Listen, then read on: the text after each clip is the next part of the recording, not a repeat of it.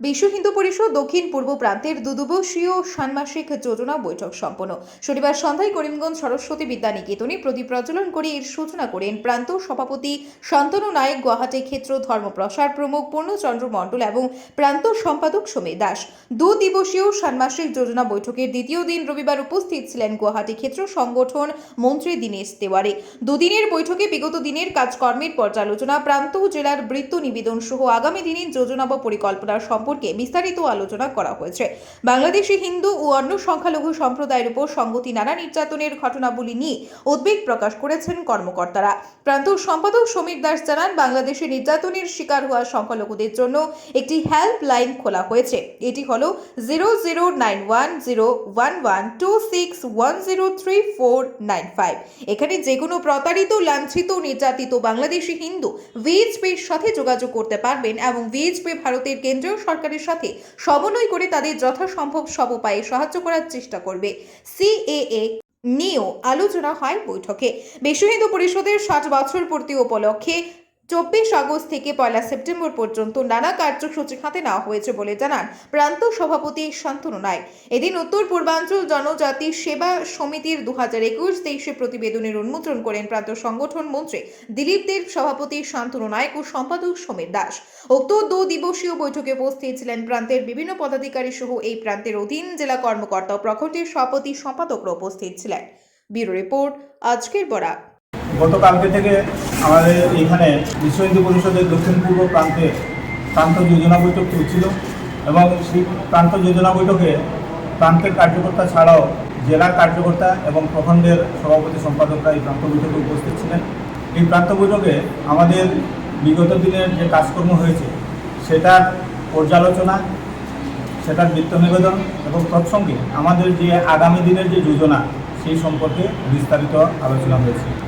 এখানে উপস্থিত ছিলেন গুয়াহাটি ক্ষেত্র সংগঠন মন্ত্রী মাননীয় দীনেশ তেওয়ারি মহাশয় এবং আমাদের গুয়াহাটি ক্ষেত্র ধর্মপ্রসার প্রমুখ মাননীয় পূর্ণচন্দ্র মণ্ডল মহাশয়। বৈঠকে বিস্তারিতভাবে আগামী দিনে বিশ্ব হিন্দু পরিষদ কী করবে না করবে, বিশ্ব হিন্দু পরিষদের কাজকর্ম নিয়ে আলোচনা হয়েছে। বাংলাদেশ সম্পর্কেও আমরা বর্তমান পরিস্থিতি নিয়ে বিশ্ব হিন্দু পরিষদ উদ্বেগ প্রকাশ করেছে এবং বিশ্ব হিন্দু পরিষদের যোজনা অনুযায়ী আমরা আগামী দিনে কী করব সে আলোচনা হয়েছে। কেন্দ্রের নির্দেশ মতো, কেন্দ্রের নির্দেশে আমরা যদি কোনো শরণার্থী এখানে আসেন অথবা কেউ কোনোরকম যদি সাহায্য বিশ্ব হিন্দু পরিষদের তরফ থেকে সাহায্য চান, তাহলে আমাদের একটা হেল্পলাইন নাম্বার খোলা হয়েছে। সেই হেল্পলাইন নাম্বারে বাংলাদেশে যোগাযোগ করতে পারেন এবং সেটা আমরা বিশ্ব হিন্দু পরিষদে আমরা যতটুকু সেটা নিয়ে করণীয় সেটা আমরা করব। এই বৈঠকে তা নিয়েও বিস্তারিতভাবে আলোচনা হয়েছে, কারণ আমাদের এখানকার যে যারা আছেন বাংলাদেশ থেকে এসেছিলেন এবং এখন পর্যন্ত তাদের নাগরিকত্ব হয়নি, ওনারা অনেক ভয় পাচ্ছেন তারা করবেন কি না।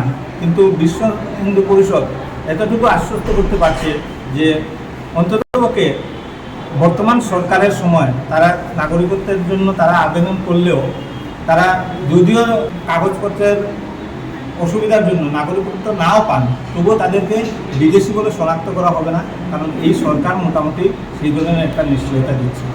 তাই আমরা সবার কাছে এই বৈঠকের মারফতে আমরা আবেদন রেখেছি যে আগামী দিনে এর মধ্যে আমরা বিশ্ব হিন্দু পরিষদের থেকেও প্রান্তস্তরে এবং জেলা স্তরে আমরা হেল্পলাইন করব। তার মাধ্যমে সবাই আমাদের সাথে যোগাযোগ করবেন এবং কম্পিউটারের মাধ্যমে আমরা কিভাবে এই কাতে আবেদন করা যায় সেটার আমরা ব্যবস্থা করব এবং তার জন্য আমরা নাগরিকত্ব যারা চান সেই সব নাগরিকের লোকদের কাছে আমরা আবেদন জানাচ্ছি। ষষ্ঠ পূর্তি উপলক্ষে আমাদের কেন্দ্রীয় যোজনা অনুযায়ী আগামী 24 অগস্ট থেকে 1 সেপ্টেম্বর পর্যন্ত প্রতিটি প্রখণ্ডতে আমাদের এই প্রতিষ্ঠা দিবস পালিত হবে এবং এই জন্য যদি কোনো প্রখণ্ড বেশ বড় প্রখণ্ড থাকে তাহলে সেক্ষেত্রে 2-3টা প্রোগ্রামও হতে পারে এবং এটা নির্ধারিতভাবে যে কেন্দ্রতে যে যোজনা আছে ওই যোজনায় অনুযায়ী প্রত্যেক জায়গাতে এই প্রোগ্রাম হবে।